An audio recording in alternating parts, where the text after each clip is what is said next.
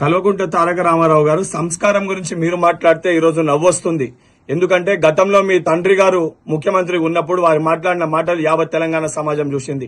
నిండు చట్టసభలో అసెంబ్లీలో కూడా వారు ఏ రకంగా ప్రతిపక్ష పార్టీ నాయకులపైన ఏదైతే వారిని ప్రశ్నించిన నాయకులపైన ఎంత ఎగతాళిగా మాట్లాడినో చాలా స్పష్టంగా ప్రజలు గమనించారు.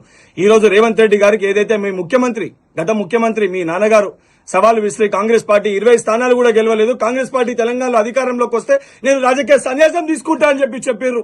ఆ సవాల్ని స్వీకరించి రేవంత్ అన్న పిసిసి అధ్యక్షుని స్థాయిలో ఏదైతే కాంగ్రెస్ పార్టీని తెలంగాణలో మొన్న జరిగిన అసెంబ్లీ ఎన్నికల్లో 64 స్థానాలు కాంగ్రెస్ పార్టీ, మా మిత్రపక్షం 1 స్థానం 65 స్థానాలను గెలిచి ప్రజలు ఆశీర్వదించి గెలిపిస్తే తెలంగాణలో కాంగ్రెస్ ప్రభుత్వం ఏర్పాటు చేసుకున్నాం. మేము మొట్టమొదటి రోజుకెళ్లే చాలా చిత్తశుద్ధితోటి ఏదైతే ప్రజలకు ఇచ్చిన 6 గ్యారంటీల్ని అమలు చేయాలని చెప్పని పగలు రాత్రి లేకుండా 24 గంటలు రేవంత్ రెడ్డి గారు ప్రజల సంక్షేమం కోసం పనిచేస్తూ ఈ రోజు సెక్రటేరియట్ లో ఎప్పటికప్పుడు ప్రజల్లోకి అందుబాటులో ఉంటారు. ప్రజా దర్బార్ని మేము దర్శనం, ఇది ప్రజాస్వామ్య ఏదైతే ప్రభుత్వం అనే విధంగా ప్రజల సమస్యలు నేరుగా ఏదైతే నాయకులు స్వయంగా చెప్పే విధంగా వారికి చెప్పే విధంగా సమస్యలు పరిష్కరించే విధంగా ఒక కొత్త విధానాన్ని రేవంత్ రెడ్డి గారు తీసుకొని వచ్చారు.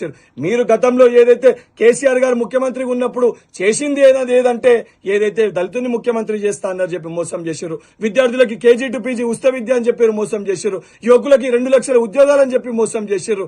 మైనార్టీలకి 12% రిజర్వేషన్ అని చెప్పి మోసం చేశారు. గిరిజనులకి పోడు భూములు అని చెప్పి మోసం చేశారు. రైతులకు ఏకకాలంలో రుణమాఫీ చేస్తామని చెప్పి మోసం చేశారు. బీసీలకి బీసీ బంధు అని చెప్పి మోసం చేశారు.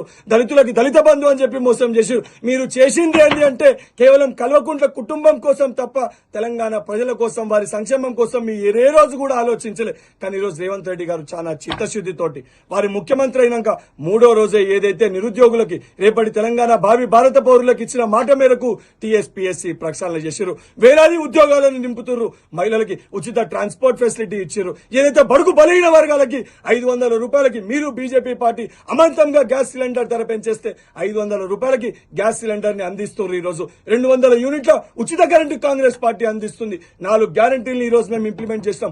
దానితో పాటు 70 రోజులు పూర్తి కాకముందే 4 గ్యారంటీలు ఇంప్లిమెంట్ చేస్తాం. మేము చెప్పిన విధంగా 100 రోజుల లోపల ఉన్న పథకాలన్నీ కూడా మేము ప్రజలకు ఏ రకంగా ఇయ్యను అనే స్పష్టత మాకుంది. తీసుకునే ప్రజలకి స్పష్టత ఉంది. ఇవన్నిటినీ పక్కన పెట్టి ఇష్టం ఉన్నట్టు రేవంత్ అన్న బయటికి రా, మల్కాజ్గిరిలో చూసుకున్నాం చెప్పి మాట్లాడుతున్నావు. రామన్న నీ స్థాయి రేవంత్ అన్నది కాదు.